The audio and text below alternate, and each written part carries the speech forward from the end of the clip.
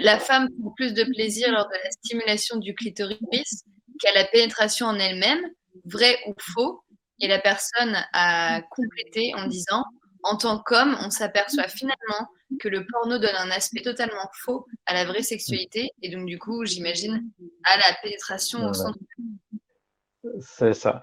En fait, oui, que le porno ait donné un aspect différent, clairement, de la même façon que les films de courses de voiture ont donné un aspect, donnent une idée complètement différente de ce que c'est rouler en voiture en réel. C'est un film. Et vous imaginez s'il y a des films porno où il y a que, je prends les films porno hétéronormés, s'il y a le mec qui est juste en train de s'occuper de la femme en faisant des caresses et des stimulations sur le clitoris, visuellement, il n'y a pas d'action énorme et donc ça peut être quelque chose d'ennuyant à regarder. Il faut jamais oublier que le film porno, c'est pas un acte sexuel filmé, c'est un acte sexuel scénarisé. Donc là, on est d'accord. Maintenant, pour répondre à la question, plaisir, plus par clitoris que par pénétration. Je ne vais pas répondre une réponse un peu noyée dans ça dépend, ça change, etc. Réponse claire. On Le veut plaisir, c'est voilà, du concret clair. Le plaisir sexuel féminin au niveau génital fait intervenir plusieurs organes en même temps. Il y a le clitoris qui est un peu quand même le chef de la bande. Pourquoi je dis que c'est le chef de la bande du plaisir sexuel féminin? Pour une raison simple, c'est que c'est le seul organe qui ne sert qu'à ça. Tous les autres organes qui peuvent donner du plaisir sexuel ont aussi une autre utilité. Il y a quand même un organe dans le corps féminin, le clitoris, qui ne sert qu'à ça. Donc, on a le clitoris. Effectivement, stimuler un organe qui sert uniquement à donner du plaisir, ça peut paraître logique. Il ne faut pas oublier qu'il y a toute la vulve à l'extérieur aussi qui est très innervée. Donc, il y a le clitoris, mais aussi les lèvres à l'extérieur qui peuvent être stimulées et qui jouent un rôle dans le plaisir sexuel. Le vagin joue aussi un rôle de différentes façons.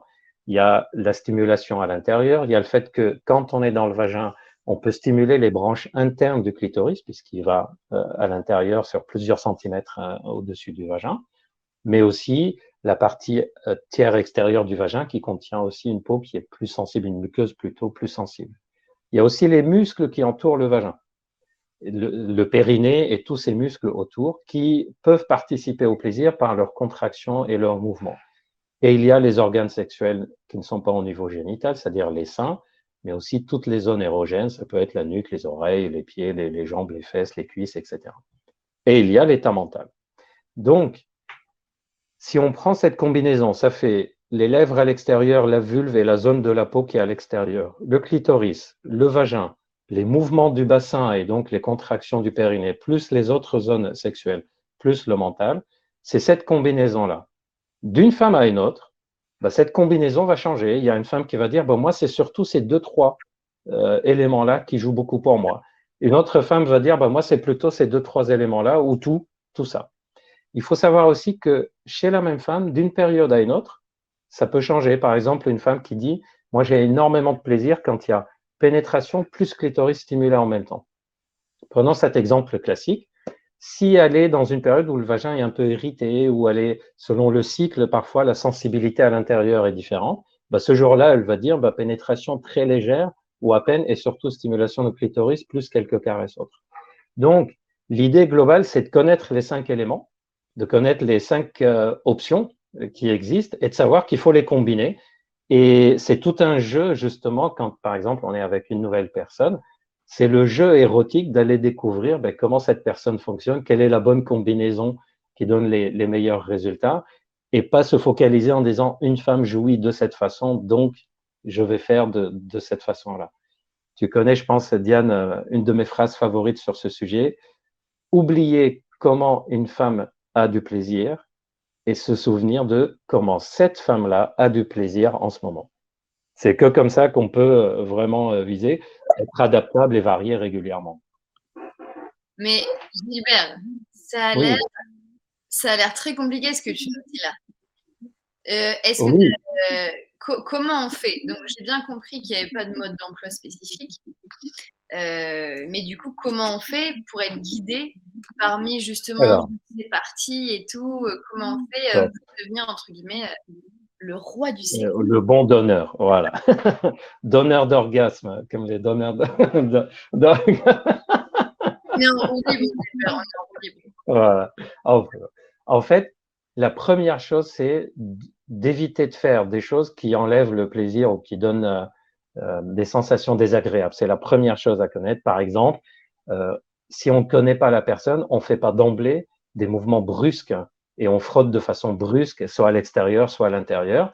Il y a des femmes qui peuvent aimer ce genre de stimulation un peu forte, un peu brusque, mais on ne le fait jamais d'emblée parce que ça peut être très désagréable si la personne n'est pas adepte de ça. On le fait rarement d'emblée aussi parce qu'une femme peut très bien aimer des mouvements un peu forts, mais pas forcément dès le début. Donc, première chose, éviter tout ce qui peut bloquer le plaisir. Une des choses, par exemple, qu'on peut oublier, c'est le fait d'avoir des ongles qui sont pas forcément coupés à ras, etc. Mais si on a des petites lésions, parfois on a un ongle cassé au coin, ça peut paraître complètement banal et anodin, mais une petite blessure sur cette zone-là, ça peut vraiment bloquer tout le plaisir. Donc, des petites choses de base comme ça qu'on garde en tête. Ensuite, comment on fait?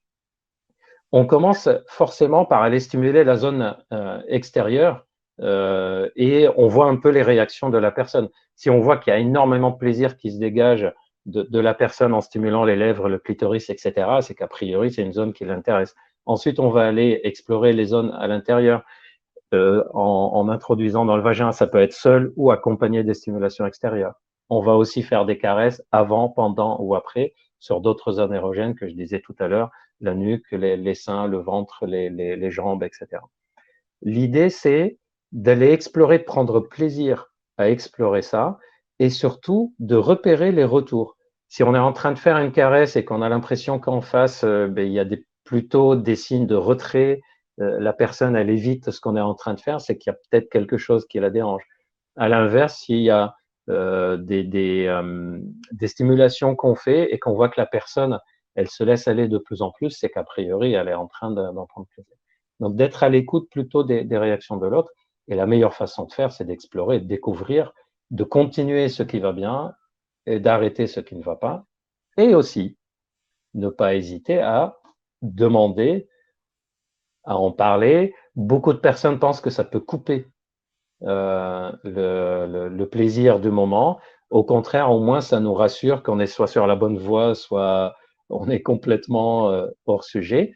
Et la personne qui reçoit le plaisir, ne pas hésiter à dire à l'autre ce qu'on n'aime pas, une caresse qu'on n'aime pas, de ne pas attendre longtemps avant de le dire. Si on n'aime pas, autant le dire tout de suite. Si on aime bien, on le dit. Bien sûr, on n'est pas obligé de le dire de façon brusque en disant c'est nul ce que tu fais ou de dire alors t'aimes bien ou t'aimes pas, qu'est-ce que je fais. Non, c'est pas non plus un interrogatoire militaire. C'est plus subtil que ça et la forme peut être très légère, elle peut même être dans l'humour si on a envie, elle peut être dans la sensualité. En tout cas, cet échange entre les deux personnes, c'est ce qui va nous permettre, qu'ils soient avec ou sans parole, c'est ce qui va permettre de découvrir le mieux possible. Eh bien, tu viens d'ouvrir un gros coffre au trésor pour Ouais. des personnes qui ont envie d'être les meilleurs coups de la Terre.